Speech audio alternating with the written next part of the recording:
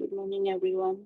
Sorry I was a bit late because I went outside and then saw something that I need to clean up and got stuck there. Yeah. Um, yeah, it's week 13 and we basically have finished the whole syllabus. And as what I've mentioned last week, we're going to discuss the past year question of the latest copy that I have, which is the 28th April 2020 paper. Did you manage to try out the question? I You did? Okay. And if you have completed the question, you'll find that it's not difficult. How do you find the question? Is it okay? Oh, okay. Yeah, not so It's just bad, the right? Yeah. Poisson distribution. I need more time. Why is it? Just not familiar. Yeah. Okay, okay. But then the question is pretty much straightforward, is it not? Yeah, pretty straightforward everything. Yeah, all the questions are very, very No need graph like no no need graph need like in our exams this final. time. Yeah, I don't think so because especially for the diploma students, no graph is given as the final exam question. Diploma that I'm very sure of, but then for the degree, even though I dare to say that there's no graph, but it was not verbally stated that confirmed no graph. It is still in the syllabus.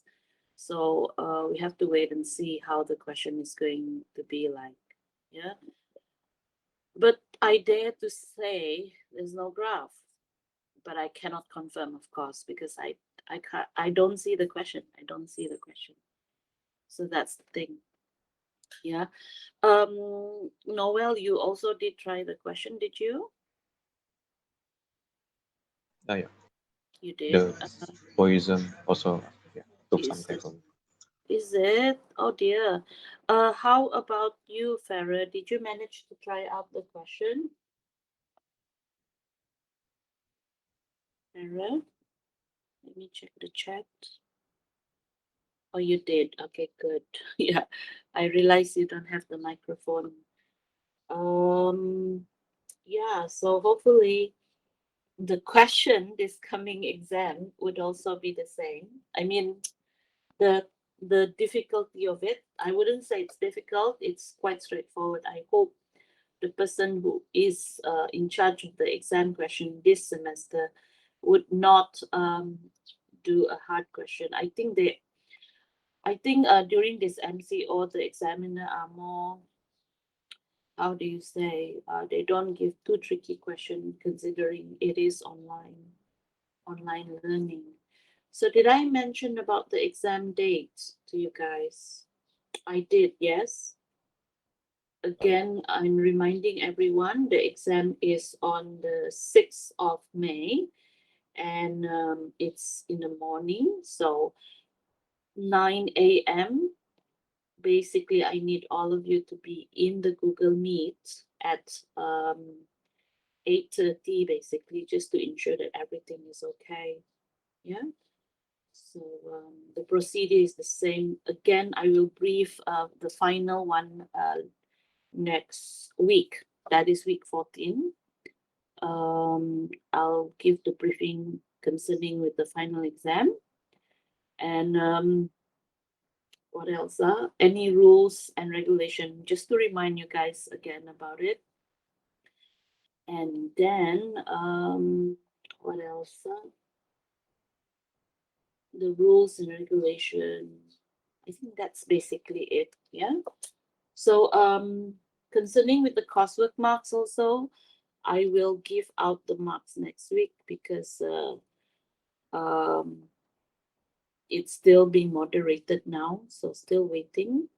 So that's why I cannot release it today. If not today, tomorrow perhaps during our tutorial. But it depends on how is it for you guys. Do you, because we have completed the syllabus and we're covering past year now. Let's see how it is after today, if you guys still need tutorial session tomorrow,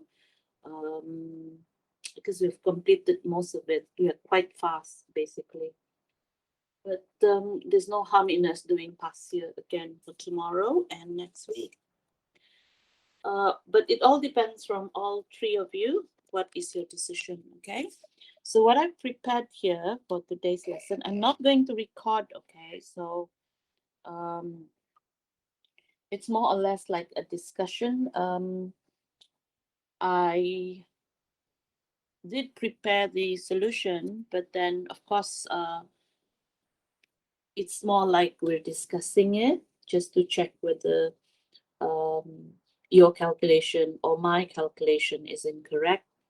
Yeah, I might be making careless mistake. And basically, I want to go through this past year with you guys so that all of you are familiar with how or what is expected of you to write in your answers. Yeah, I mean, so that you'll be able to get full marks. Yeah, so I hope all of you did prepare the working. Yeah, so let's start. Are you all ready? Oh, yeah. Okay, yeah. So the first question is concerning this.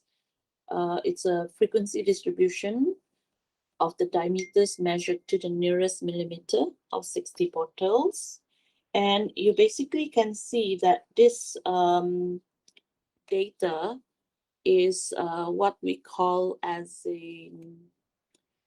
in terms of diameter in millimeter. That means this is a continuous data. Yeah. And as it is considered as a continuous data, however, if you look at the data given to you, we have 30 to 34, 35 to 39.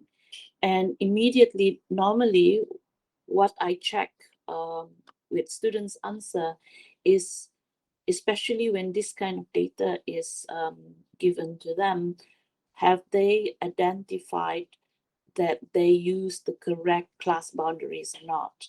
And if you look here, just like what I've explained when we started this syllabus, this subject, is that when there is a gap, 34 from the first class and 35 on the second class, there is a gap, isn't it? And therefore, in this case, we have to use the class boundary of in between the 0.5, if you remember. Yeah, so that's the first thing. And the next thing I normally check is the class size, just in case if there is any adjusted frequency required. And if you check, yeah, all the size are basically the same. Yeah, nothing that is different from the other. So this question is totally not tricky at all. In fact, from all the 4 questions, it's not tricky at all. And some more, the exam is 4 hours. Oh yeah. Are you the guys who got the 4 hours thing? Kan? I think so. I guess. Did I mention the 4 hours the other day? So I need to be careful about that again. Yeah. Later, that means our exam will be from 9 a.m. to 1 p.m. Yeah, of Because on course, the timetable it said 3 hours. 3 hours is it? But the exam question, Kan, did you remember? It was stated as 4 hours. But of course, I'll get in once I get, or the timetable that you receive is 3 hours, yeah? Does it state like Yeah. until 12? No, we just say 3 hours. Oh, it did state that there 3 hours, is it? Start from 9, 3 hours. Duration 3 hours. Oh, you mean you saw the 3 hours stated in the exam timetable? I didn't notice that though. I mean, I didn't look for it. Yeah. No, But you saw the 3 hours, yeah, Noel? oh, yeah. You did? Oh, Because yeah. I didn't notice that. And I can only be sure of it once I get the exam question, of which they normally send it to us by next week, hopefully. But then I can check how long it is. But because this is the first time this is set in Sabah branch. Yeah. Before this, it's always been set in other branches since they started off with this degree program. Well, anyhow, yeah, let's that is something else. Because if you are given 4 hours, that is plenty of time for you to do. If it's 3 hours, still, this 4 question, you definitely can do it, because as what we see in this past year exam question, this particularly one, it's quite straightforward, no tricky question. But then again, class, you must remember the 28th April 2020 exam question was set when its MCO just started. Yeah, so I got a feeling perhaps the examiner said it a lot more easy. I don't know. It's just my guess. Okay. So let's look at the question. What the question wants you is to compute the mode and interpret the answer that you get. And the other two question is pretty much straightforward. Just get the mean and standard deviation and then calculate the median and the first quartile. Yeah. So what do you need to do? First of all, is basically to compute the mode and interpret its value. Is first, you must make sure you have the correct class boundaries. You can see I have written the class boundaries as 29.5 to 34.5 and continue on together with the frequency. So whenever you want to compute the mode, what is it that you need to determine to identify the model class? What is it that you need to identify, class? The highest frequency. Correct. Yeah.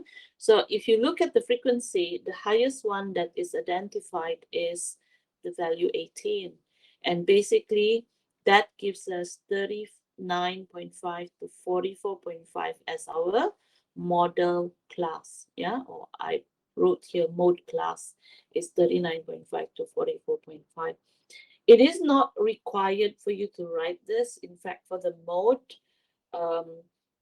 I've never seen marks allocated when you are writing this, when you wrote this, yeah. But for median, yes, yeah. So remember, for median class, it is important to write this, yeah. But for mode, it's not necessary, but it becomes a habit of me to write it. So the mode class is therefore identified 39.5 to 44.5. I hope you all understand it's from the highest of the frequency, and therefore this is our mode class. So once you have identified that, then we have to use the formula to find the mode. Since we are not using the histogram to get the mode, and just as part of a revision, I just want to highlight, if you remember from the lecture, that we have to identify the highest peak or the highest bar, assuming they are all the same. And how do you find the mode? It's just to, you see the intersection of the two edges here, and draw the straight line down, and that would give you the value of the mode by using the histogram. But using the formula, we're using this, and you can see that first is the LM. So the LM would be the 39.5, because that would be your lower class boundary. What is the FM?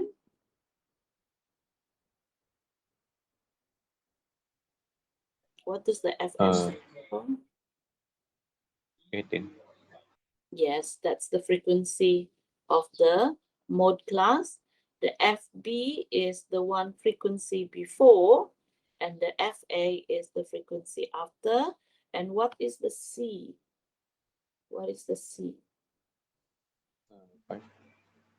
Yeah, that is the size of the class interval, or the size of the mode class, that is. So when you put all the values in, you should be getting all these values. Yeah. And if you calculated it, how much did you get? Oh yeah, I just would like to mention here is that this is the part where a lot of students get mistake. Instead of adding 8 plus 14, they minus it. Yeah, so I see a lot of students doing that. So do avoid making that careless mistake. And you should, if you calculate this, did you get 3.5714? Yes or no? Yeah. You Yeah. did? How many Yes. decimal places should we put? I would make it as a habit to put up to 4 decimal places. So I tend to do that because I don't want to lose accuracy. So here I put 4 decimal places. And of course, when you calculate this, you'll get, did you get 43.0714 millimeter? Oh, I didn't put the millimeter. Oh, yeah, you didn't. It's okay. I mean, I'm not very particular about that, but it would be a good idea because it's about the diameter. So the mode diameter is 43.0714 millimeter. Yeah. And one thing about this question is also that we are asked to interpret its value. So here, the keyword is the word most. The mode of 43.0714 millimeter is the most diameter of the bottle. Perhaps my sentence here is a bit weird. It should be the most, well, I was trying to figure out what's the correct word, but this is the best that I could make. Any other words that you would suggest about the interpretation?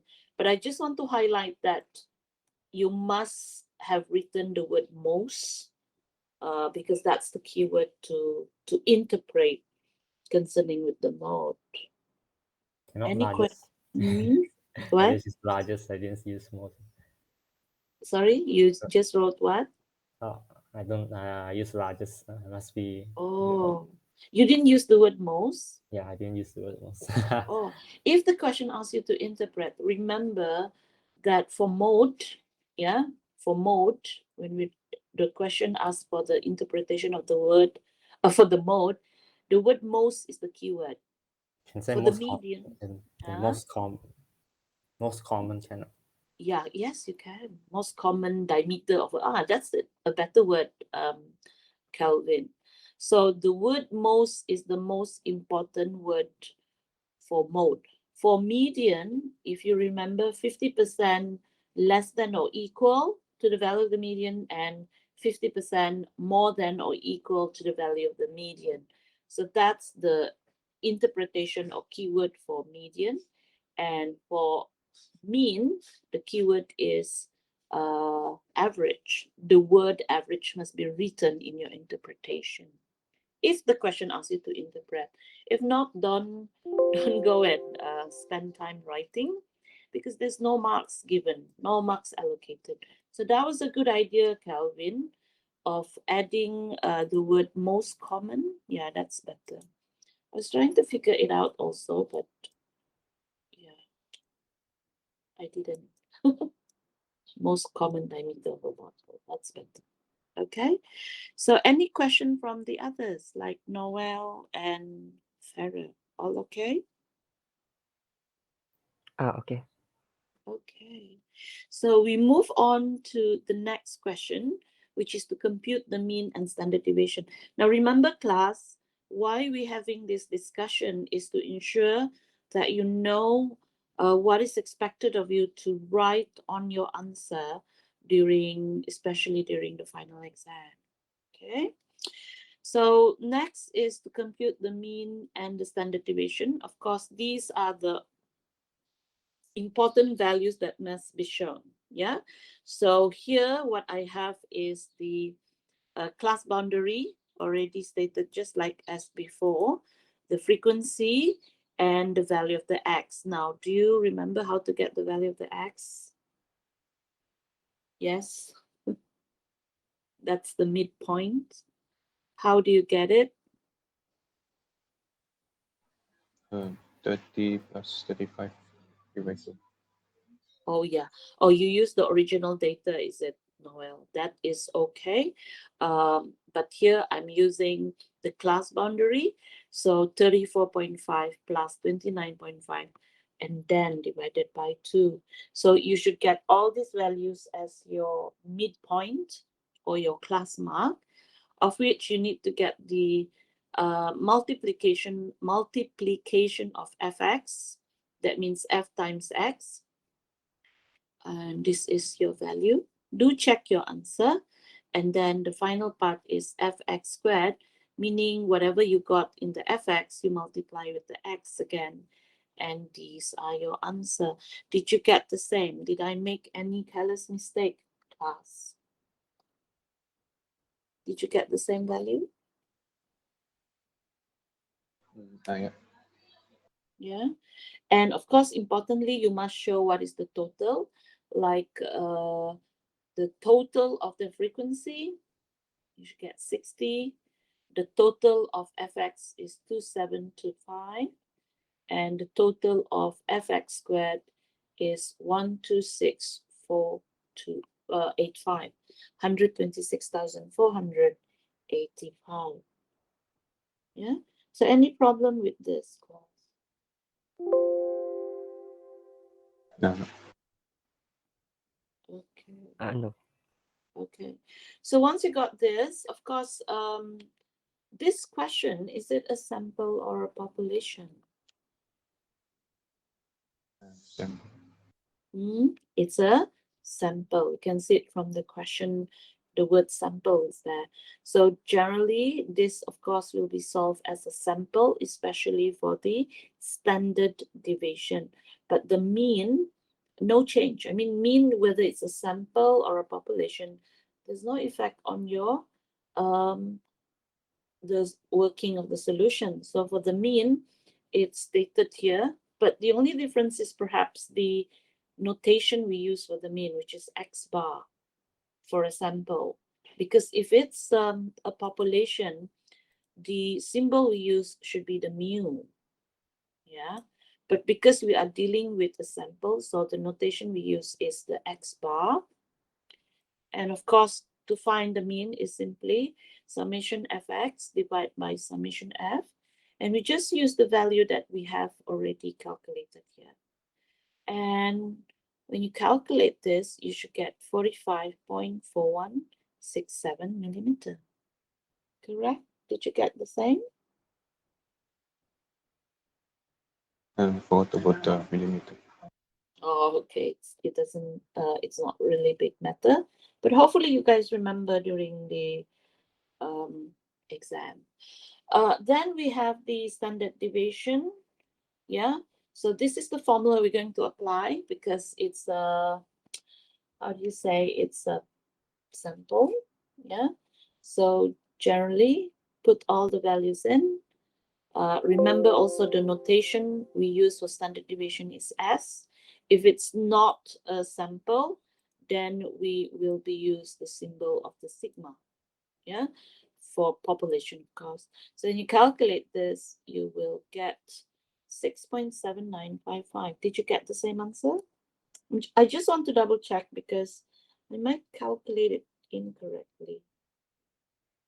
Sometimes I make careless mistake. Miss, for the n gun, I confused. I thought the n is 6. Oh yeah, that is generally a lot of students making careless mistake about it, Noel. So avoid from making that. This n is actually referring to, remember the n here is referring to the total of the frequency. So do not make that careless mistake. Yeah, Noel. Because if you use your n as 6, what is your standard deviation value? What did I you don't. get? Huh? I didn't calculate it. Or you didn't calculate it. So if you calculated it, yeah, the value would be a very, very weird. And you must remember, compare with the mean and the standard deviation, the value of the standard deviation must be much lower than the mean. Yeah, so be careful about that. The n here is not the 6. The n here is referring to the total frequency. Okay? Yeah? Any other question, anybody? None? Okay, if there's no question, we move on to the next part. So we have completed this. This is 8 marks. Yeah, if you have shown everything, you should be entitled to get the marks. Very good marks, very easy to get a full mark. So we move on to the next question, which is to calculate the median and the first quartile. Now, one thing about the median is that you need to be creating an extra row at the top. Why? Because let me show it to you.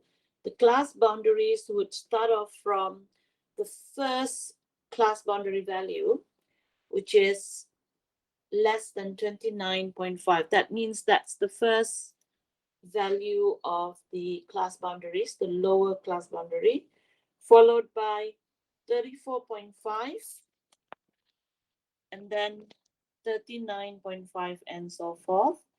The frequency, this is the original value given, yeah? And of course, I hope you all still remember how to get the cumulative frequency. And cannot use the same table, man. So do you have to make a new one? Oh, you can, of course, but of course, when you start preparing it, plan it so that you have an extra row at the top, because you see, if you want to make sure that you have a correct cumulative frequency, it should start at 0 at the top. Yeah, Cannot start at 3. Will it deduct mark? I deduct. Yeah, I would deduct. Ah, Yes, I would, because I did mention this during lecture, did I not? I forgot. Okay, so do remember, I would deduct, because every class that I have, whether it's diploma or degree students, I specified on this, because why is marking scheme, they do focus on that. Yeah, some examiner, that is, and some do not. That's the problem. So to be fair, and to ensure that we are not being penalized for not writing it down, I did explain in class, and therefore I did insist on this. So make sure you do it, so that if the examiner is strict about this, then you would not lose out. It's not much marks though. I mean, a deduction of by 1 mark. Yeah, but this is the correct manner of writing in terms of what tar you see specified on, and in by right, this is correct. Yeah, because the cumulative frequency start from 0. Yeah, so this is the correct way of writing. So in a way, it's a bit unfair for students also, because we have to depend on the examiner. By right, this is the correct way, so I'm showing you the correct way, so that whatever the examiner stated, this is the correct manner of writing your cumulative frequency. I hope that makes sense, class. Yeah, I mean, if you go to another college, they would say, oh, it's okay, you don't have the 0, it's fine. But in my point of view, the correct manner is, because our diameter, we started off with the data of 29.5, and cumulative frequency start off at 0. Definitely cumulative frequency start at 0, and we shall definitely look from the first class limit, which is the lower class limit. So this is the correct representation of the cumulative frequency distribution table. Yeah. Yeah. I guess you guys will be lucky if the examiner didn't specify on that, but I'm just sharing with you what is the correct way. Okay. So in order to get the median from the cumulative frequency, what is it that we need to check on? I mean, what is it that we need to look for? I mean, what is the next step we need to do? Find the item. Yeah, and what is the formula? Do you remember? N divided by 2. Yes, it's n divided by 2. And since our n is 60, that means the total frequency is 60. So that would be 30th value. So this is where you can see 30th value. Some student would take the value 29, but that is not correct. Okay, it should be the next value, which is 43. Because our median is 30, so obviously we should take the one bigger than 29, even though 29 is very near to 30. But we take 43, of which this is what I mentioned. This must be written, especially in calculating for the median. You must write this because there is marks allocated for that. Inclusive of this, basically, you must write this. And from here, you shall be able to identify that the median class is 44.5 to 49.5, and therefore just put into the formula. I hope you all remember how we get all these values, yes or not? Any question about the formula? Remember, this discussion of the past year is a way we're doing revision. So if there's any parts in what I'm explaining to you that you feel that you're not sure how to get the values, do ask. Yeah, don't be shy. So do you all know how to get all the values? Yes? Oh, yeah. Yeah. Yeah. Yeah, no problem. Yeah. So now, what did you get for your median? I got 44.8571 millimeter. Did you get the same? Oh, yeah. Okay, very good. Very good. Okay, so here is the median. Then next, to identify the first quartile, no interpretation is asked. So finding the first quartile, which is Q1, and divided by 4, that's the formula. We got the 15 value. So of course 11 is too small. Referring to the CF, we take 29. So that would be our Q1 class, which is 39.5 to 44.5. Again, put into the same formula, but the only thing is we are referring to 60 divided by 4 here. So this is the only difference. And minus 11, which is the cumulative frequency just below the Q1 class. And that should give you 40.6111. Did I calculate it correctly, class? Did you get roughly about the same? Oh, yeah. Same. Yes, Sam. Okay, very good. So this is how you solve this. So imagine that, class, if I go back just now, hopefully it's this coming exam, the same kind of question comes out. Can see from the first question, how many marks is it? So you see you have 6 plus 7 plus 8, 15. That's 21 marks. That's 21 marks out of 25 marks from question 1, just from chapter 2. And it's like a bonus mark for everyone. So simple, yeah. And let me go to the question 1, part B now. Before that, any question about this? All okay, yeah? No problem? Yeah, this one okay. Yeah. So for part B is asking you, oh, this is the one you're saying about the Poisson, is it? Okay, this one, no problem. This one, okay. Or is there another Poisson question? I can't remember already. Around question 3. Oh, okay. Go into that. So this is about there's 4 marks, right? So the proper way of writing the answer is to define what is your random variable. It's about female drivers who fail to pay the parking tickets on a certain day. And therefore, it does state here that it follows the Poisson, and the average is 3. So that means we say x follows a Poisson with lambda equals to 3. So here the question is asking probability that is less than 3 female drivers. So when we want to find the probability of less than 3 female drivers, we basically just need to add 0, 1, and 2. So applying the formula of the Poisson, so e to the power of negative 3, 3 to the power of 0, divided by 0 factorial. Same thing for 1, same thing for 2. And when you calculate this, you should get 0.4232. Did you get the same answer? Oh, mine is 0.4196. Oh, what is the difference here? Did Just, you use the Maybe how many decimal decimal places? 4. Did I calculate any of the values incorrectly?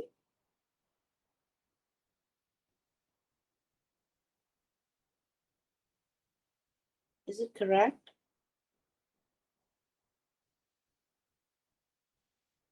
There's only small difference, right? Okay, no problem. Huh? Because my answer is not that far from the this one. Yeah. Yeah, so still okay. I think it's just the decimal places, right? So it shouldn't be a problem. Yeah. So this is how you should get the answer for Python. Right? So no problem, yeah. Then we move on to question 2 now. So you see how easy it is to get 25 out of 25. Oh yeah, Now the there's next, just now. huh? Do we need to write let x? You mean here? Yeah, do we need to write that sentence? Um, I'm sharing based on what is the recommended marking scheme. Yeah, Really but don't this is right? um I don't want to write. um I would focus on this one lah Ah, basically. okay. Yeah. This one, some students do not write. I still I- give them full mark lah. Okay. Yeah, yeah. But it would be good if you can write this, Kelvin. But I still give full mark. I mean, the important thing is this notation lah. Yeah, as long as you know that. All right. Good question, Kelvin. I know you always like to find the shortest way. Okay. So moving on to question number 2.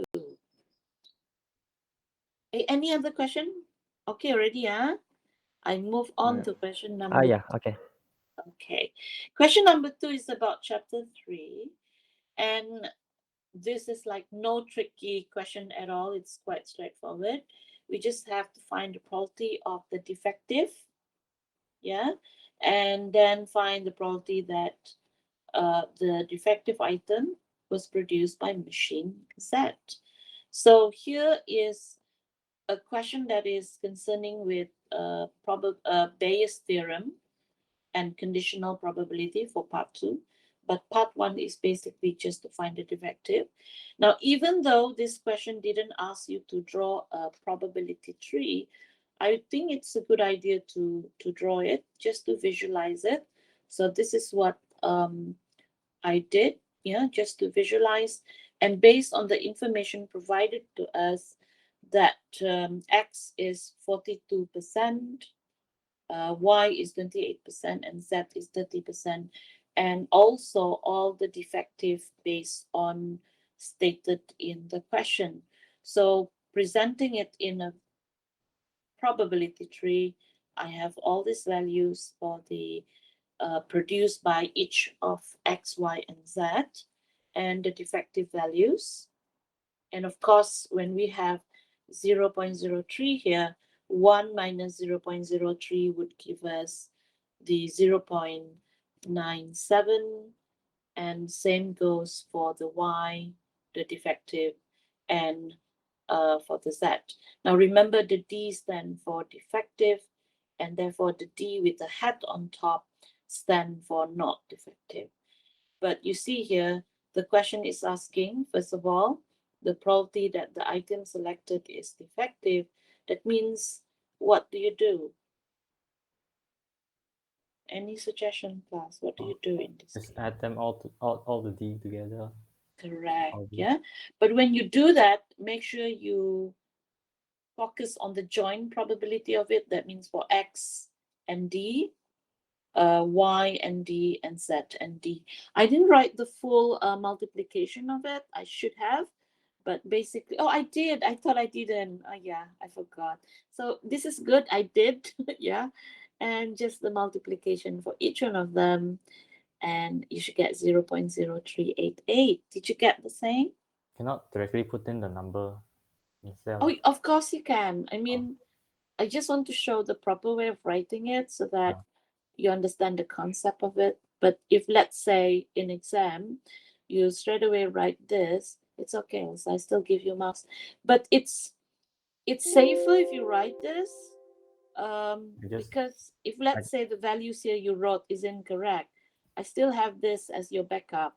I just write in the table, in the tree, Okay, yeah, there, you can, on like the some right there. students, they like to put it on this part here, like the yeah. extension, the joint probability. But do you notice or not that this question didn't ask you to draw the probability tree? And the marks is a bit small, isn't it? Do you notice it's only like 3 marks? So some students couldn't bother to draw the tree at all. But I think it's advisable, even though the question didn't ask you to draw, it's advisable to draw so that you won't get careless mistake in answering the question. And part 2 is find the probability that the defective item selected was produced by machine Z. Now, this is the common mistake made. That this question is actually asking probability of Z, probability of Z given D, because based on the sentence, find the probability produced by machine Z given that it is defective. That's what this question meant, so that means we want to find probability of Z given D, and therefore conditional probability is probability of Z and D divided by probability of D, which follows the given value. That would be your denominator. And since we already got probability of D, the only thing is probability of Z and D. That means 0.3 times 0.3 times 0.05 divided by 0.0388. Did you get the same as 0.3866? Yeah. Okay, good. Yeah, so mistake. I was the Z or Sorry? Z or D. Z and D. Or you do Z and D only? You only wrote this part lah. Yeah. Oh, so be careful about this, Noel. Yeah, so this is what you need to do. If you just give me this, I mean, you just calculate Z and D, you get only 1 mark out of the 3 marks, which is, sayang, because you quite a waste, because you know it, but you didn't write it down, so you lose 2 marks. Yeah. So moving on. Any other question on this? All okay now? Yeah, okay. Okay, good. Right. Moving on to the next. So this is binomial class, because for this part of the question, they give you hang on. Did I make a mistake here? There are 12 vehicles, and 10% vehicles tested for emission failed the test. So this is a binomial question. So more than 2 vehicles and 10 or 11 vehicles failed the test. So in this case, it's a binomial. So we let X be the vehicles tested for emissions that failed the test.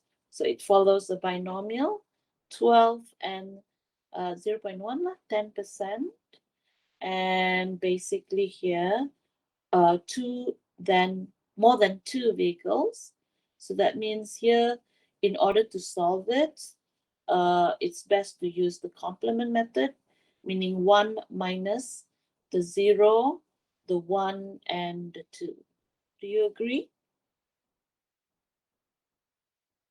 Yeah. Okay. Then using the binomial formula, that means 1 minus 12 combination 0, 0.1 to the power of 0, and 0.9 to the power of 12. And you do the same for x equals to 1, x equals to 2, and so forth. What did you get for your answer? 0.11087. Did you get the same? Mine's 1109. 110, yeah, accepted. Same. 4 decimal places, right? Yeah. I don't know why I put 5 decimal places here. Anyway, for part 2 is, you see, 10 or 11. So this is basically just to add these twos. Same thing. It's a bit weird, the number. It's so big. Did you get the same as I did? I mean, not so big. It's so small until it's so tedious to calculate. Did you get the same, or did I calculate it incorrectly somehow? Same, but I write it differently. You mean you I- write as in 10 to the power of lah? Yeah, Negative, 10 to the power of -9. negative 9. With Yeah. the lecturer check how many zeros there. I would. Yeah, I would. Because I'm afraid I write wrong number of zero and then I get deduct mark. I would, and the moderator would also. Yeah, we are very detailed in that sense, especially the final answer. We count, we really do it, really double. If I make a mistake in calculating it, the moderator would. And you must remember, class, your group is only 3%, and in the final exam, yeah, 3% is such a small group. That means everyone, each one of you, your paper will be reviewed by the moderator. It's not only me who checking, moderator from KK one and another moderator from KL, depending whether we are requested to send. So you see, because of that, we always do make sure that our work is properly checking your work. Yeah. Sometimes like it happens, especially assignments and tests, coursework, which is done internally. That one tend to make mistake, but final exam, it's a serious business. We do count and check. Yeah. That's why normally when students, when they do exam, there are cases students, they want the paper to be reviewed back, final exam. But when you want to do that, you have to pay, I heard. I don't know how much, but it's not that expensive. So let's say you're not happy with your exam results. So there are students who did requested for that. They want their marks to their paper to be rechecked and recounted the marks. So when they do that, they um, after the result, they got the result a bit weird, they say. So they request for checking. But normally when they do that, the answer, the final report would still be the same as what was marked originally, because we do have the system that not only one person mark your paper, there would be a moderator, another person will check again. Yeah, so that is to answer your question, Calvin, about how many zeros is written. But you know what, class, seriously, this question is a bit odd for me. You know why? Because the values is a bit off as a final exam question. You see, like when you did this question, didn't you find it funny? Why so many zeros? Yeah, and then double check, triple check, and then waste out. Yeah, I did too. And I felt that this question is a bit funny. Bit weird, but it's logic. It's logic. Yeah. So that's it. Yeah. Can you So save like the 10 power of -9? Can or some? don't worry, Noel. Of course, we check on that also, which is, I think what you've written is more safer as compared to writing all the zeros out. Yeah. Okay. So the next question is normal distribution. Again, this question is very much straightforward. There's nothing different there. Like find the 3%. So let's do this. X be the life of a certain type of battery, and therefore we say X follows a normal, 55 as the mean, and standard deviation is 4. But as I mentioned in class before, when you write the notation, make sure you write the standard deviation to the power 2 to indicate it's like a variance. That's the international way of writing it out, of a normal distribution notation. So here is the correct way of writing it. And of course, the calculation is first is to find more than 65 hours. So x is greater than 65. So when we standardize it, you notice or not, x now becomes z, 65 minus the mean and divide by the standard deviation. And your answer should be 0.00621. Did you get the same? Straightforward, isn't it? 3 marks, very easily obtained. And then between 44 and 60 hours, yeah, do please double check my answer as well. I might have calculated it wrongly. So I hope you are checking this answer for me. Now here for the question part 2, it's between negative 2.75 and 1.55. So the best way to solve this is using the total area 1 minus z greater than 2.75 and z greater than 1.25. Did you use the same method, class? Oh, yeah. Yeah. Did? Same. Very good. So you minus this, yeah. So you should get 0.89142. Did you get the same? Or did I calculate wrongly any parts? Correct, huh? Right. Yeah. Correct. Okay. Right, so this is how you should do it. Straightforward question, no tricky question. Then we go on to the second part of part C, which is if 3% of the batteries last more than k hours, find the value of k. So this is where instead of knowing what is the value of the x, we are given the percentage ready at hand.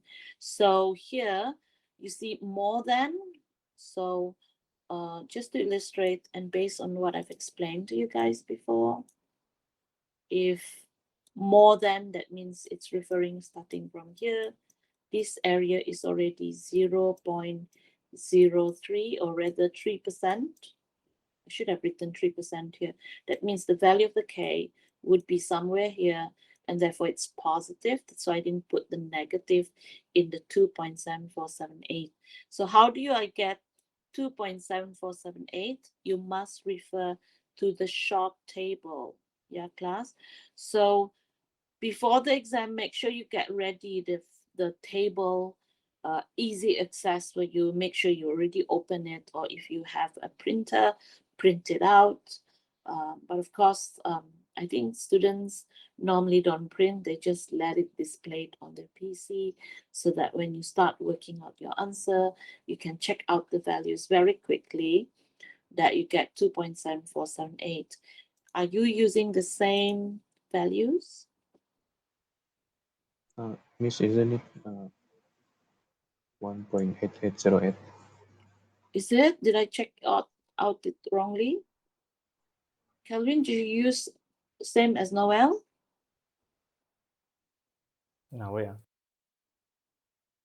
What did you say, Noel? 1 point? 8808. Wow, that's a nice number. Did I check it wrongly? Let me go to the table then. I got this answer.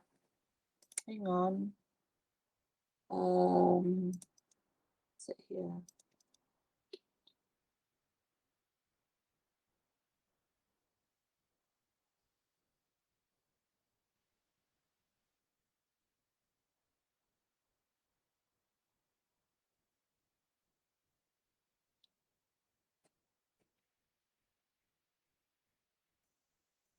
My computer is a bit slow. Maybe I pressed many times. So, hey, man, what is this? Sorry. I already opened the file, but then I go and close it.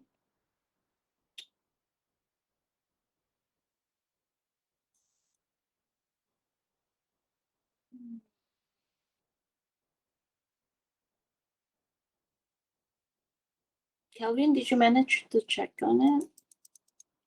Yeah, So 1.8. 1.8. Is it 1.8? How come I got it wrong? In the middle. The third row. Third column. This one ba. But Here. isn't that Zero, zero. That one's 0 zero, zero. point? Yeah. Isn't that 0.3%? Yeah. 0.0. Correct. My mistake. Man. Yeah, 1.8808. Thank you, Noel. So let me correct it. 1.8808. Yeah, Noel? Oh, yeah. So that means here would be 1 point. Thank you for that. So what is the answer? What is your K then?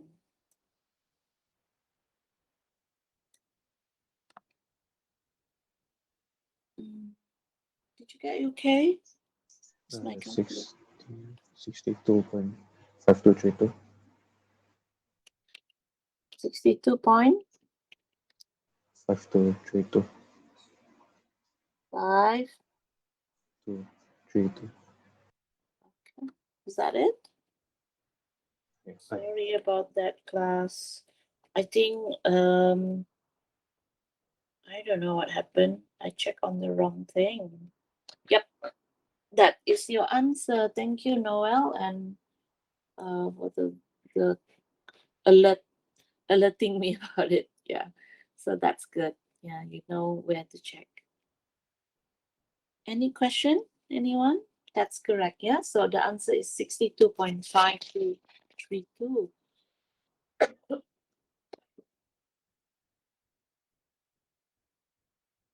So it tends to happen, yeah, careless mistake like what I did. So I hope you guys will not make careless mistake like what I did. Okay. So can we move on to the next question? Yeah. Yeah. No question, yeah. Noel? Okay. Okay. Okay. So the next question, question 3 already lah, guys. Yeah. Do you need a break? Because I look at the time, it's already 10. Maybe 5 minutes? Yes? Okay. Okay.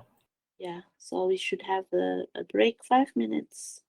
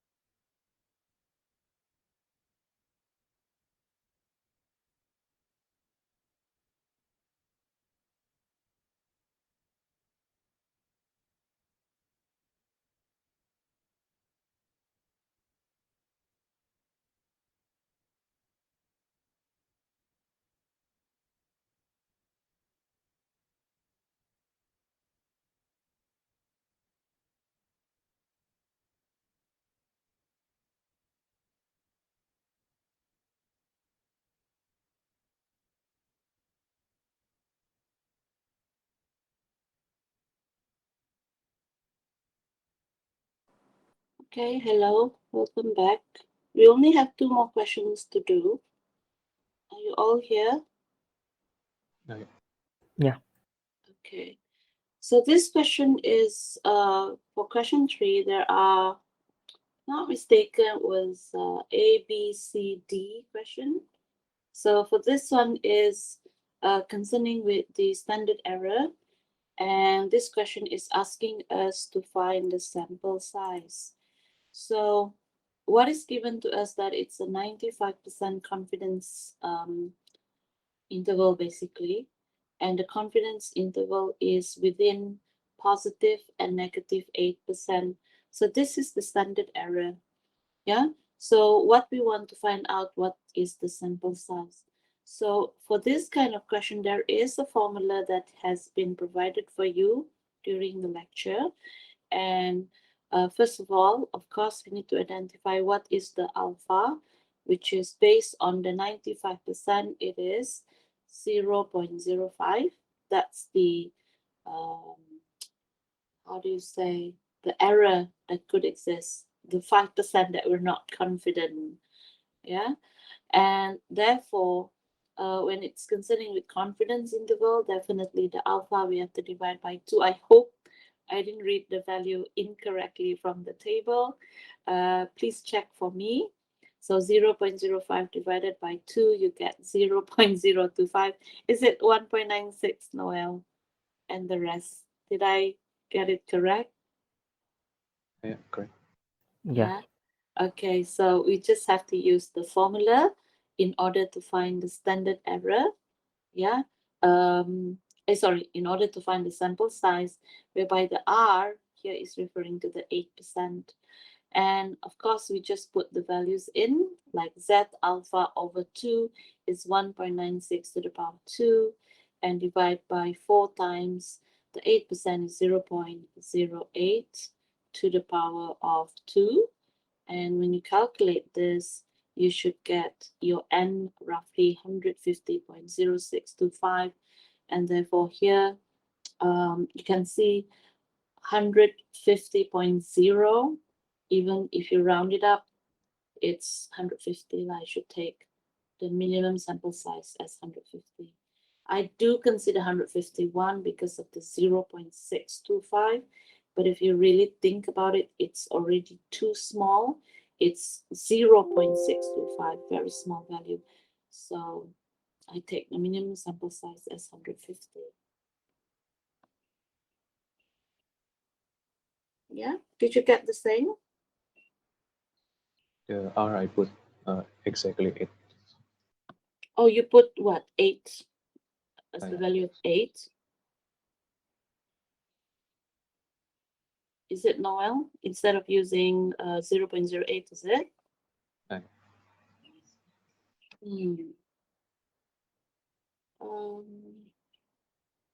Is it we use 8 or 0? Because it's in percent, you see. I put 8. Oh, so what is your value then? Is it not very big? Very small, 0.0150. Oh, then it's not logical for your n to become that small, isn't it? Because this is considering with the n, so it should be 8 lah, 0.08 lah. Yeah. Also, always remember because it's given as percentage. All right, Noel. No. Okay. So anyone else has any other question on here? No. No. No. Okay. So we go on to question part B. Part B is confidence interval. Hey, why my animation here not functioning very well? But here we have some information.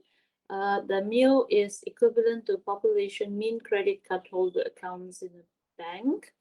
Why do I say it's a population mean? Is because, sorry, we have the value of the mean and the standard deviation. So it's about population mean. And we have to find confidence interval. So here's several information that you can gather from the question. Say the n is 200, the mean is 1,250, your standard deviation is 380 because you see the n is very big. N is 200 and it is a random sample, so that's why I use S here. The alpha is 0.05, and because we're dealing with confidence interval, definitely we divide it by 2. Yeah, 0.05 divide by 2, you get 0.025. And then this value is the value that you check from the table, and it's 1.96. Yeah, so the 95% confidence interval for the mu is, so we apply to this formula, just put all the values in such that we would have two values, one u minus and one u plus. So in this case, you have this as your answer. Okay, it should not be in minutes. Yeah, my mistake here. Let me correct it. It should be Rm as the final answer.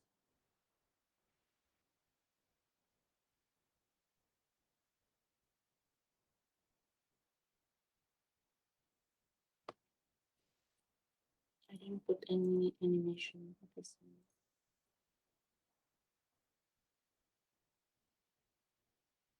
That should be at the number 3. And this one should be in Rm. So if it's Rm, then obviously, of course, we do it up to 2 decimal places.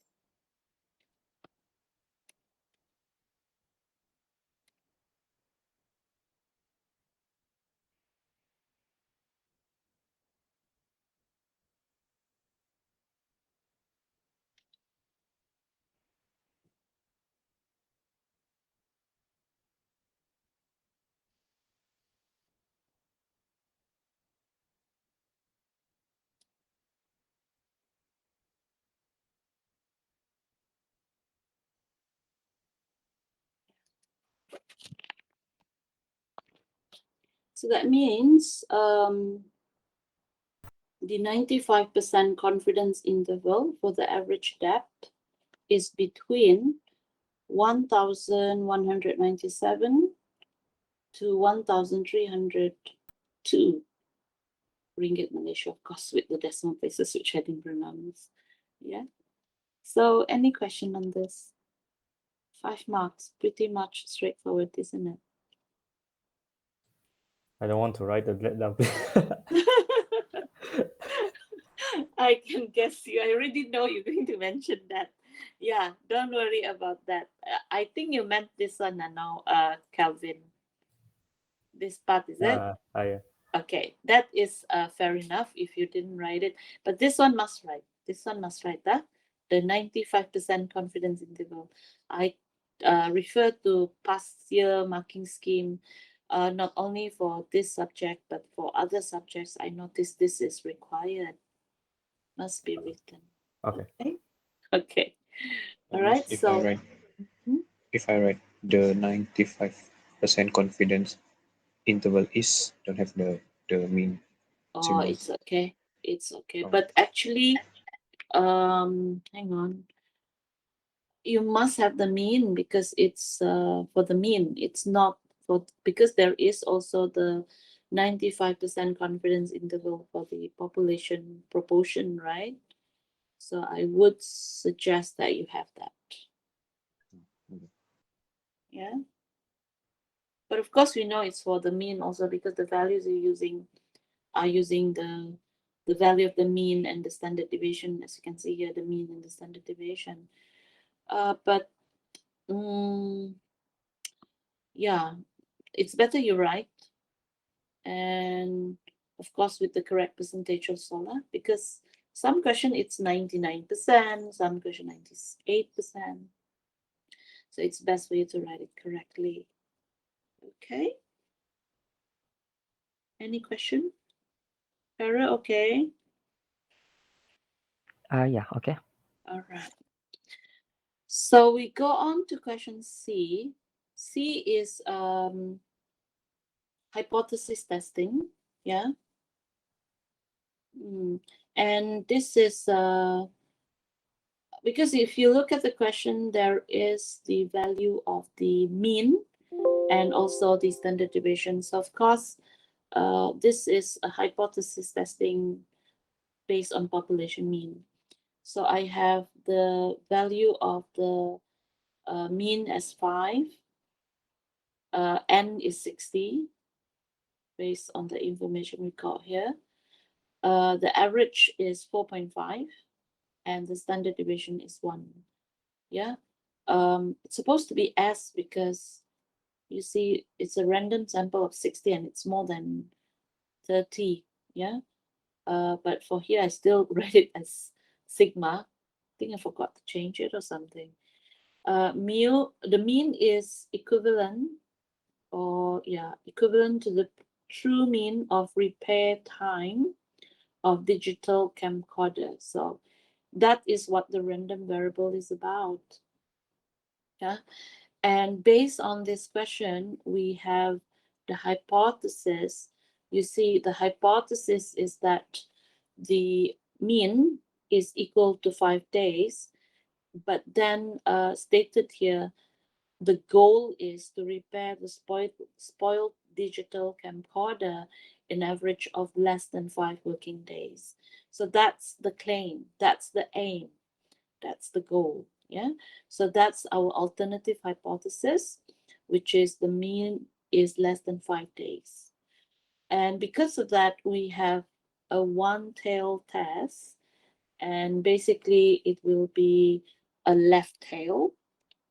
And of course here, first thing first, we have to make our sort of like critical region. So at alpha is 0.10, y, it's already stated here 10%. So critical value is negative z alpha. We don't have to divide it. And it will be negative 1.2816. Correct, is it? Is it? 10% is 1.2816? Yeah. Yeah. Yeah. And from here, we have to make our decision. Our decision is therefore we will reject the null hypothesis if it's less than negative 1.2816. Otherwise, we do not reject the null hypothesis. So when we do the calculation of the test statistics, it is based on this formula. Yeah, because this is concerning with mean. So 4.5 minus the 5 divided by the standard deviation. You see here I put S, here I put sigma. Do you notice that? It's supposed to be S, yeah? Because our N is quite big.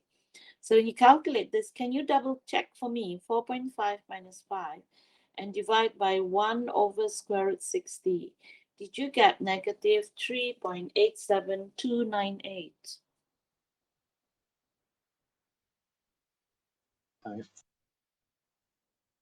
Yes, you did get. Same. Yeah.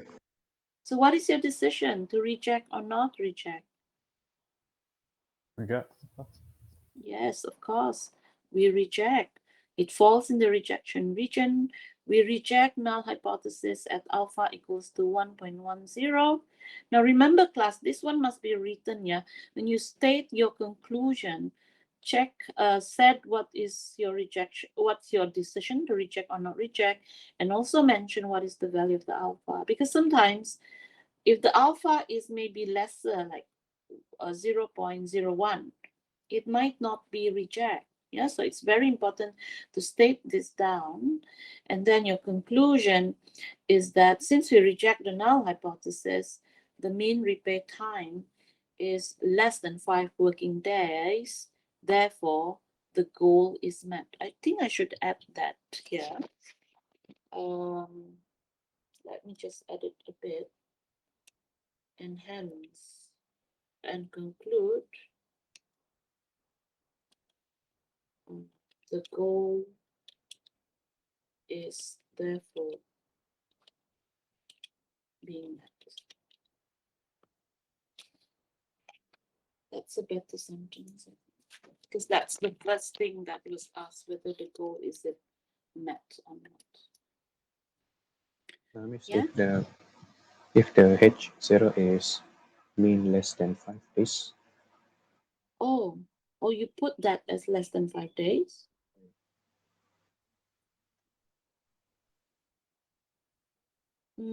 That means your hypothesis is already in.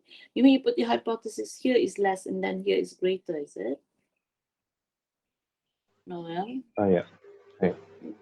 yeah, it's not, because if you think about it, that's the claim. The goal is it met or not? Because here it's 5 days. Oh, you take that as the hypothesis, is it? Hang on. From the sentence, just the claim.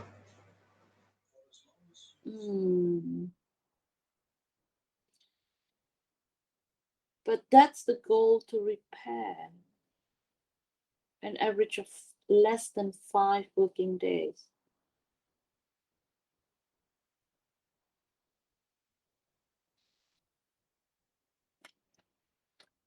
Is the goal being met or not?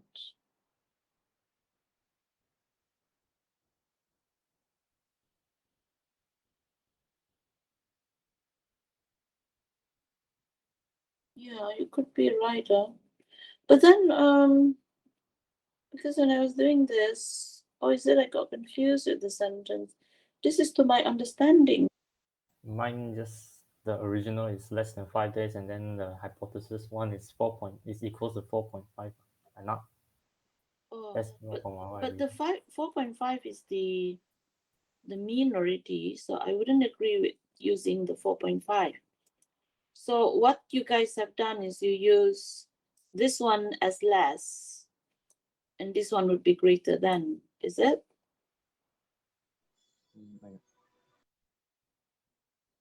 Is that how you wrote it? Your hypothesis? How I understand it. Huh? How I understand it from the sentence. Yeah, you could be right. Let me just read through again. Did I read it incorrectly? Mm,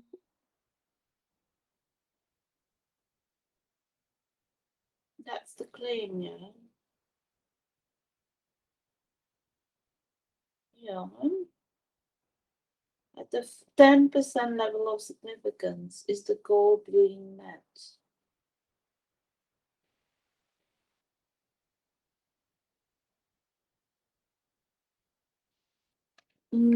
In terms of the 5 days, like Calvin, you wrote 4.5 is not correct. We're focusing on the 5 working days, of course.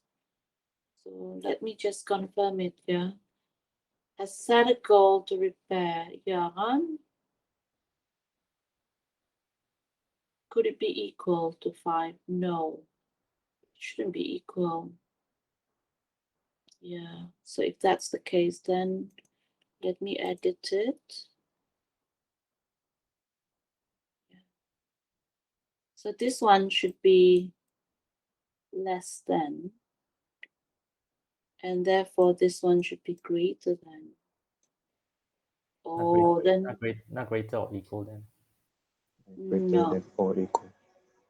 less than. So this one should be equal.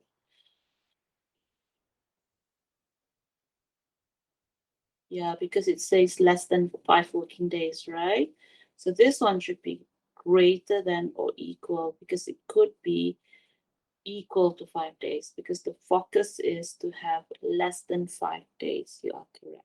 So that means this one should be more or equal. More or equal to 5 working days. And then, of course, this one should be positive. Same thing, positive. And it should be, this one should be greater than positive. But it's a bit odd, class, because you see, our condition is 1.2816. And then when you calculate this, this is already correct. And then you see it's a bit odd if you draw it the diagrammatically, because this is where our condition is 1.28, but the value that we get is somewhere here. This is the rejection area. Doesn't tally in terms of the diagram. That's a bit odd. I mean, I didn't consider that though, but if you think of it that way, why is it the condition is given at this site, and when we do the test statistics, it's at this site? You know what I mean, class? Oh, yeah. Yeah. So So- the formula also same, the value. Some of the tutorial question also like this, isn't it? Is it? Was it? I think there's some thing at No, no. I one- remember. Was there one that is so far from the other? I think there's some got one hypothesis Example. on the other side. Was it? I don't remember. Maybe I did it wrong. I don't know. Yeah, I don't remember having something that is, because that is my guideline as well. So I really have to check on the words again. But to my understanding, my first time reading the question, my concept is this, which is, let me double check my calculation. Correct, can 1 point question, then if it's negative, then you see here 4.5, then let me just check 5. Yeah, of course you get negative. Is this correct? Did you calculate hear this me for clearly? This value correct or Oh, not? yeah. All is okay, huh? Ah, So well, let me start Negative with 3.87298. and then we'll start the Yeah. class. Yeah. If you think about this, yeah, class, based on the question, hmm, Now, how do you determine because when I whether read it's, this, my number assumption one? is that the normal is 5 days. They can complete it within Okay. 5 days. Yeah. Therefore, the goal, that's your alternative hypothesis. That's not your claim. Your claim is you have, that's the goal. That's your something to achieve. But the Yeah. norm, the hypothesis is you can complete it in within 5 working days. So therefore, your alternative hypothesis is you can do it less. That's why my initial hypothesis, you can see it's something like this. Yeah. I don't know, class. I feel this And is we have correct. two basically scenario Yeah. in such that maybe first the rejection take some area time for us would to be digest somewhere this. less than Come the again, alpha Noel? divided I didn't by get 2, you. and of course it will be on the negative side, or it could be Take on some the time to positive digest the side, chapter, which is to revise Yeah, it. the question, you can yeah. see here But, it's greater than the value. I know Let this me is check correct. it. Because, Yeah, I have a I did feeling draw this it is here. correct. You I can haven't see, seen the this is a actual two-tailed test. You marking can see scheme. the alpha I is haven't, divided because by 2. the course coordinator So of this this is paper basically the is rejection region. not the sharing So type. going back She to the didn't share previous with me slide, the we marking have the scheme. left. So all this sorry, the solution is left based tail. on Yeah, this is the the left tail. many So you years can- experience of working out this answer.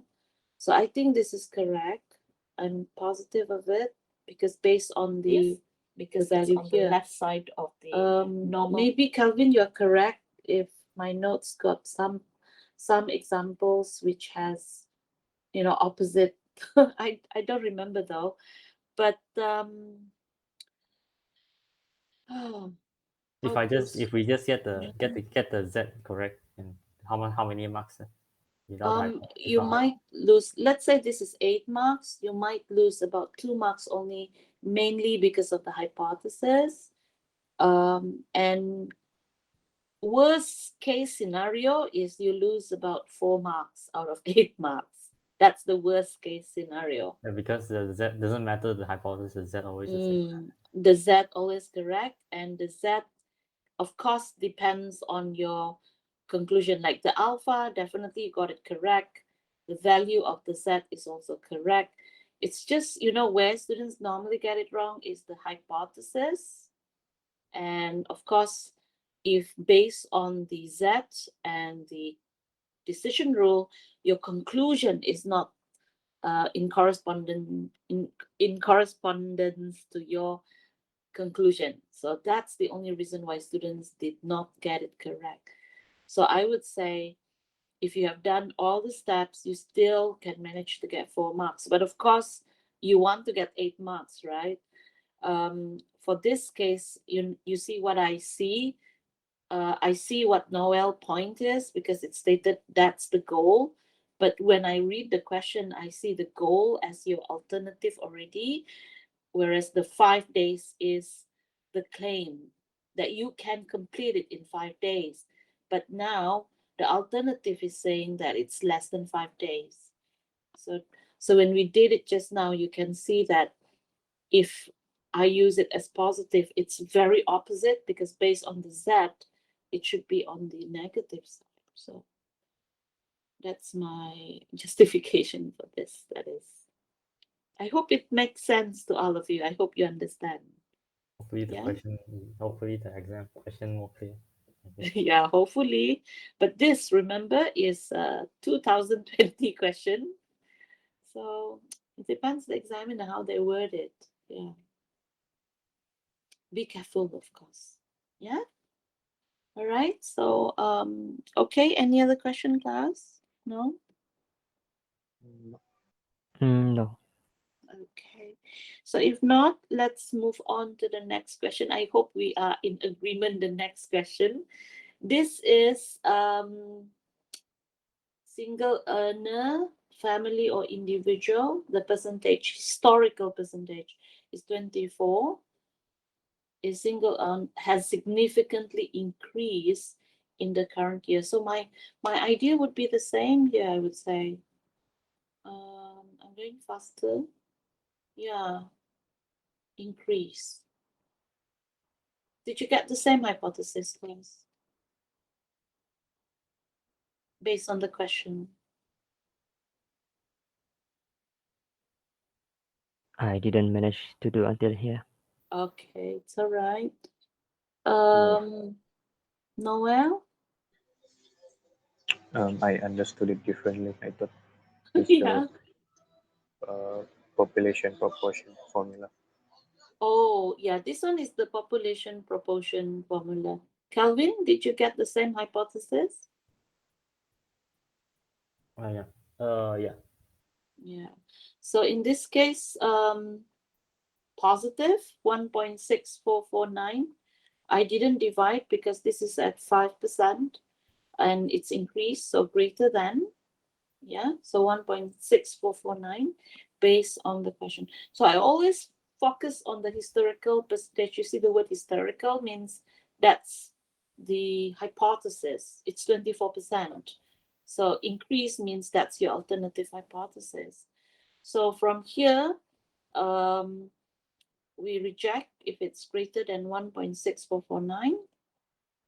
And I got 1.3245, which is therefore we do not reject. Yeah. And not sufficient evidence that it has increased.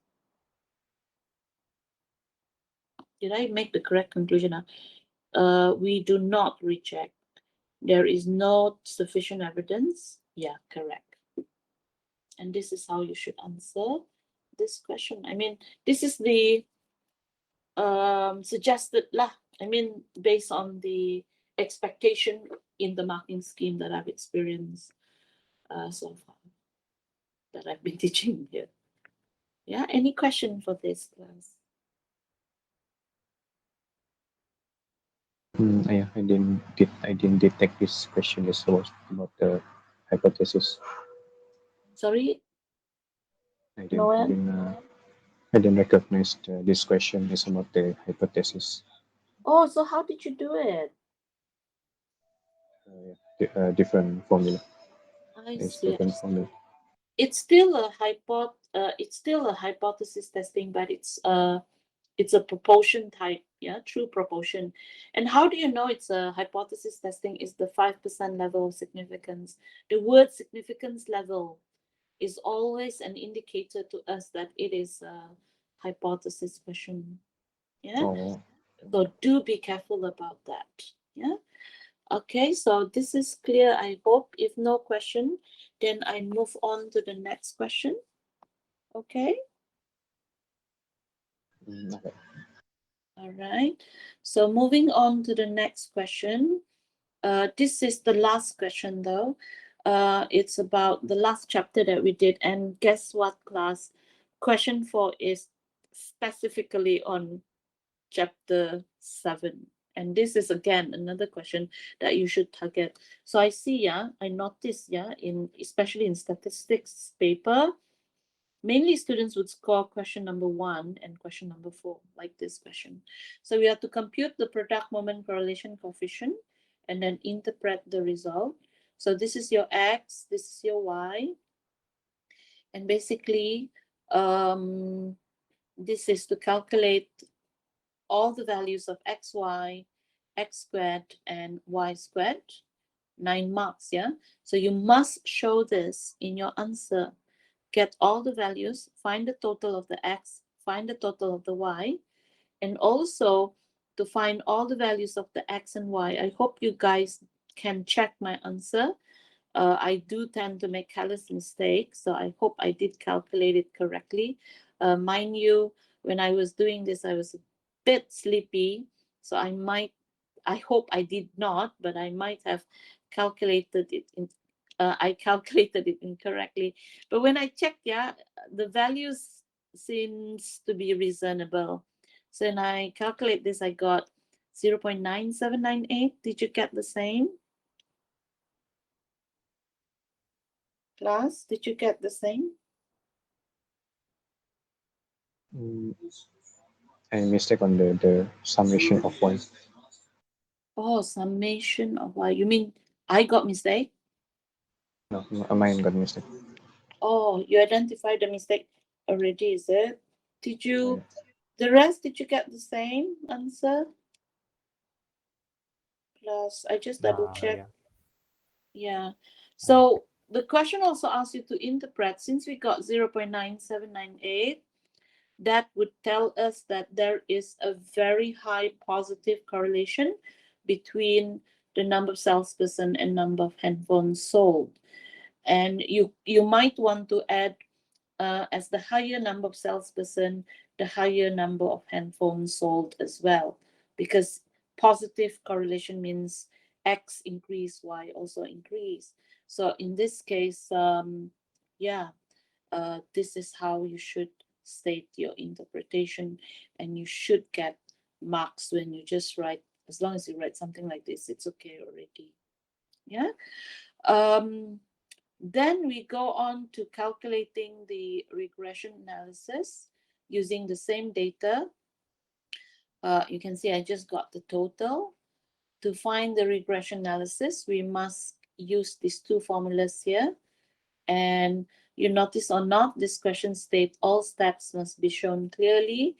So that means you need to show, just show all the values in place and then get the value of B, which I got 1.3391, and then use that value in the calculation of the A, of which I got 7.7009, and that gives us the estimated Y as 7.7009 plus 1.3391x.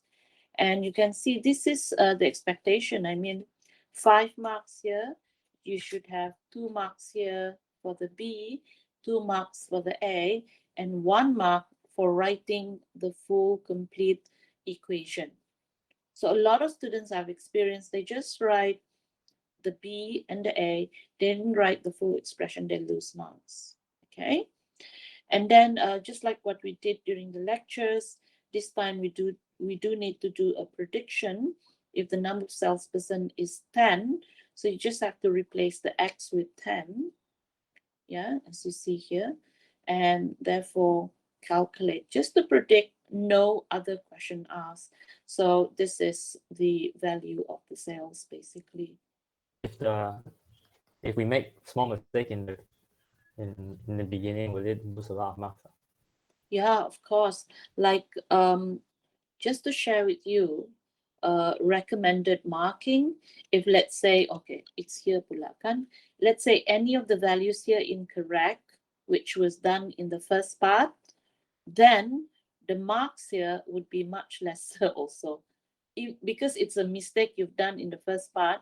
So here, instead of getting the 5 marks, you definitely get less than 5, maybe 3 or 4 marks if there's any mistake on these values. Because it was debated upon, like some lecturers, some examiners stated that it's not fair to deduct, but some say it's not fair for the students who got it correct. You know what I mean? I mean, like, why you want to deduct marks for this part when it's already a mistake in the past? I mean, from part 1. But it was argued that it wouldn't be fair for students who got this correct.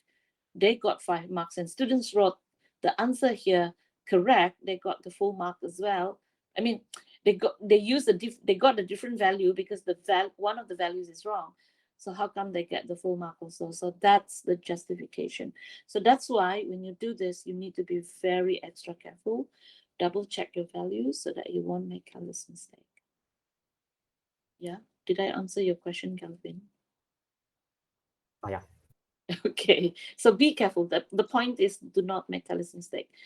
That's my greatest fear as well. I make careless mistake. Like, we all know the method, but it's just that you careless calculation. That's the problem. Yeah. Unlike with some students, you can tell they don't know the method. That confirm memang no marks lah. But if you know the method but careless mistakes, that's why when you make careless mistake, the marks deducted is very, very small. So I hope that is clear. And the last part here is the Miss, Siemens. Oh, uh, yeah. For trade, cannot directly take from the table, right? Because the salesperson is 10. Because in the table also got salesperson 10. Oh, that means, let me double check. Oh, you cannot take from here. Oh, because you got 22 here, kan? Oh, yeah. Cannot. You must put it into the formula like this. So you got 21.0919 lah. Okay. Okay. Now the last one is this, to find the Spearman. As you know, R1, arrange from the smallest to the biggest. R2, you can see 2 numbers the same, 25. That is position 5 and 6. So that's why it's 5.5. You also remember, I hope, about Spearman. Calculate the D, which all are the same except 5 minus 5.5. You get 0.5 negative. To the power 2, you get 0.25, which is 1, therefore. Which is 0.5. And here, you just have to put it into the formula, and you get 0.9911. And you can see, you know how I know my answer is valid? Because you see, the Spearman is 0.9911. And remember the R just now? Let me just go back. Here. It's 0.9798. Yeah. Can? So then that's why I know the answer that I have here is valid. Yeah. And that's it. Hey, no, I forgot. There's one last question, Pula. But any question on the Spearman? All okay, everyone? Miss, if Spearman and the one just now, which one more accurate? Spearman and the R, the correlation coefficient, the correlation coefficient is more accurate. Spearman is only an estimation. And for this question, it didn't ask about the how do you say? For this question, it didn't ask about the, what's the word? The interpretation, yes or not? Remember during our class, I did discuss about interpreting the correlation coefficient and the Spearman. In this question, it does not. And I think perhaps because it's in 2020 April, we just started the MCO. So it was not asked in that sense. But I think this time the question will be more challenging, yeah. So do be prepared. Yeah. Okay, so the last part of this question is asking how find the number of ways of letters of the word protein to be arranged in a row. So there are 7 letters, 1, 2, 3, 4, 5, 6, 7.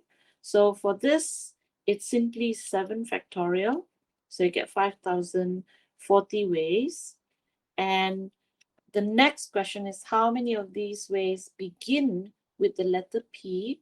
So if it's begin with the letter P, that means the first letter is 1. You only have 1 P, isn't it? And the rest is, you can choose any of the letters. Yeah. So because of that, we have 720 only, which is 6 factorial basically, which is 720 ways. That is the answer. Yeah. I didn't know this question have 2 parts.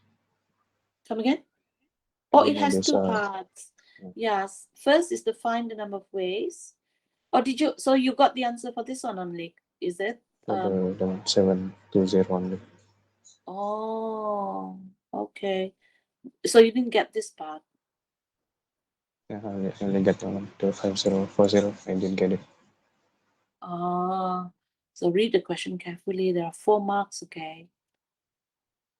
Well,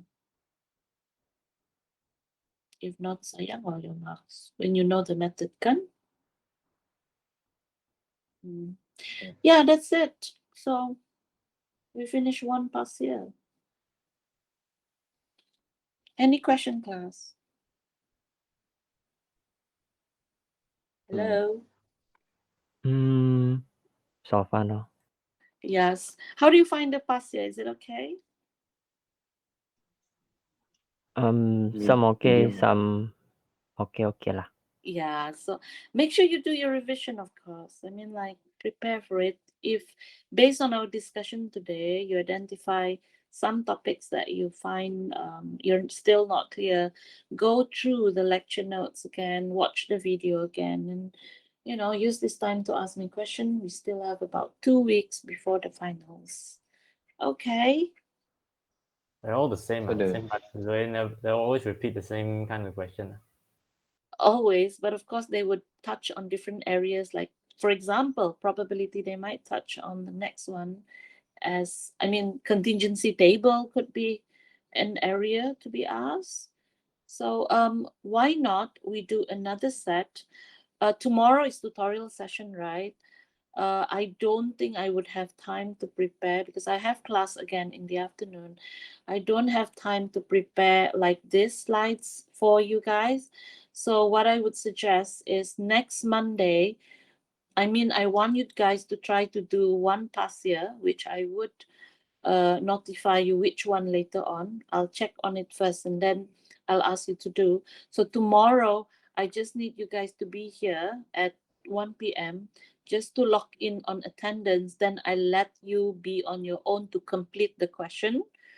And then we discuss it on next Monday. Would that be okay?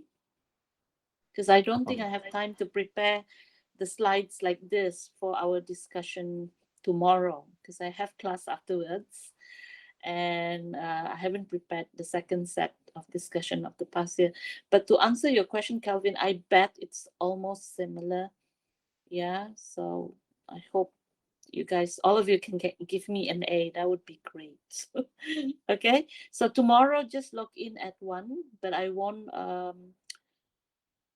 won't ask you to, I won't be teaching like this because I don't think I will be able to prepare the slides for tomorrow. I will discuss the next past year on next Monday. And of course, next Monday I'll be giving the briefing for the final exam as well. And the final coursework marks I want to give out to all of you as well. Yeah. So tomorrow do log in at 1 just for attendance, and then after that I'll give you the time to complete the past year lah, and then we discuss it on next Monday. Is that fair? Is that okay? Yeah. Okay. Yeah. Okay. So I think that's all for today. I'll see you guys tomorrow at 1 just to log in attendance, and then we discuss the next past year on next Monday. But for tomorrow's session, just in case you guys have any question concerning any of the chapters, yeah, we could have an open discussion about it. Yeah. All right. Okay. Okay. Thank you guys. See you guys tomorrow. Bye then. Okay, Okay, Miss. Thank you. Thank you.